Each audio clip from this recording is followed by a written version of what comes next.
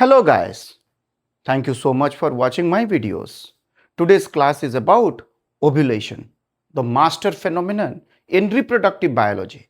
Ovulation is said to be the connecting link between the ovarian development to the ovarian function and further continuation of the pregnancy. It appears to be a very small word, which means there is a release of secondary oocyte, or in general language, it is the process of release of egg, but it's a very complex phenomenon.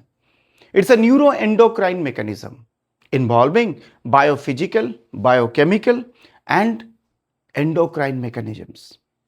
This is a complex mechanism because of involvement of the brain, that means the hypothalamus, the pituitary gland, and the downstream structures like the ovary and the others.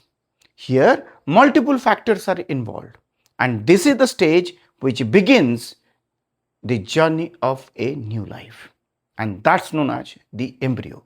Without the word ovulation, there is no word like fertilization. Without the word ovulation, there is no word like corpus luteum.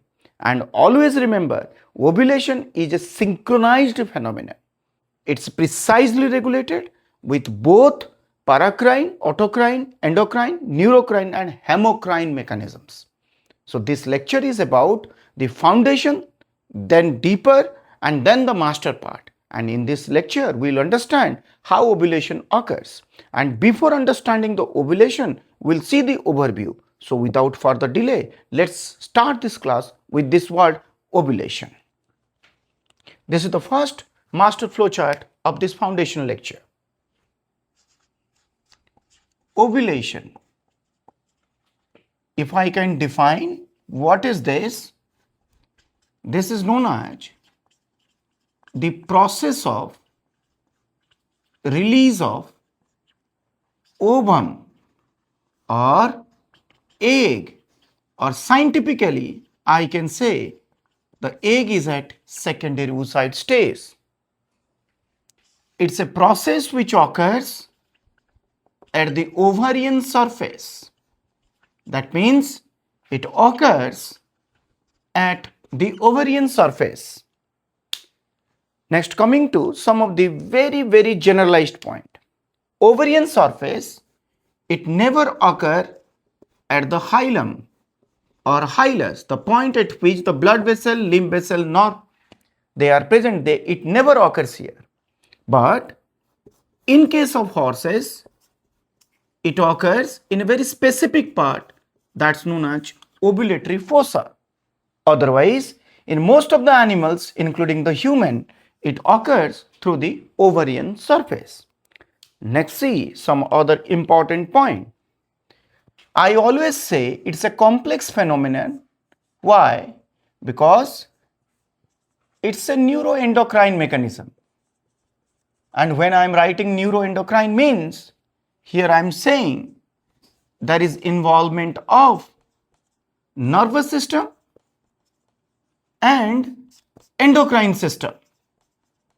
Both are involved, which strictly regulate most of the activities. And the master structure which is involved is the limbic system from the site of nervous system.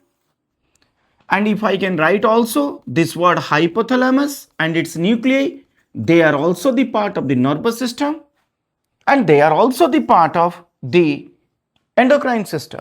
And here the most important role is played by the gonadotropin releasing hormone, which we will discuss in detail.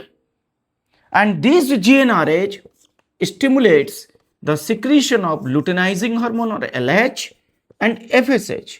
So we will see in detail this mechanism, but for the time being, it is neuroendocrine mechanism.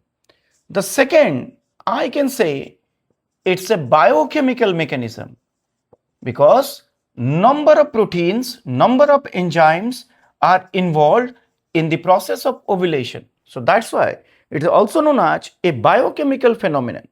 Here also substances like the plasmin, that means the fibrinolysin enzyme, the collagenase, the matrix proteinases, the elastinases, they are actively involved. Along with them, the prostaglandins, which are the derivative of the fatty acid arachidonic acid. They are key molecules of the process. That's why it's a biochemical phenomenon. Then I can say it's a biophysical phenomenon. Why? Because here why it is known as a biophysical mechanism. Here there is muscle contraction, there is involvement of ion channels, there is generation of electricity, and there is rupture along with repair of the structure. So that's why I say it as a physical phenomenon or biophysical phenomenon. Then if I can further go details, it's a muscular phenomenon, because the muscle cells are present on the outer layer of the follicle and they are the part of the theca externa. We will draw the diagram so that we can understand. Theca externa, they are along with the fibroblast cells, they mediate the process of contraction, and all these processes lead to the release of the secondary oocyte or the egg, or what is being known as ovum. So that's why in general this ovulation is said to be a complex phenomenon. Now coming to the next part of the ovulation, who is the master regulator of ovulation? This is a number one question and it is an important, and the answer is the hormone LH. This is the major hormone which is responsible for the regulation of this ovulation, and in most of the species of the animals, including the human, in the spontaneous ovulator and also in the induced ovulators, LH is said to be the master which regulates the process of ovulation. Then when ovulation occurs, so if it is menstrual cycle, as in case of primate and human, menstrual cycle, in case of human, it is 14-day, that is the 14th day is said to be the important period for ovulation. That means this 14th day is said to be the master day in case of human primates. And if it is an estrus cycle, as you know that the different animals are having different length of estrus cycle. So basing on that estrus, proestrus, estrus, this ovulation occurs. But I can say here it is the 10th to 12th day in case of a cattle, because I am focusing on the bovine, but later on we will also touch the other animals. There we will see how this ovulation being designed. So what I am saying, that the secretion of the LH, it is a predetermined one, and this is mostly regulated by that LH surge. And this LH surge, as I explained, I will draw another diagram to show LH surge. That LH surge is responsible for the secretion of the LH, and that leads to this phenomenon of ovulation. So this is introduction. So once again I can summarize this foundation as ovulation occurs under the influence of the hormone LH. Ovulation is a complex phenomenon in which the surface of the ovary is involved.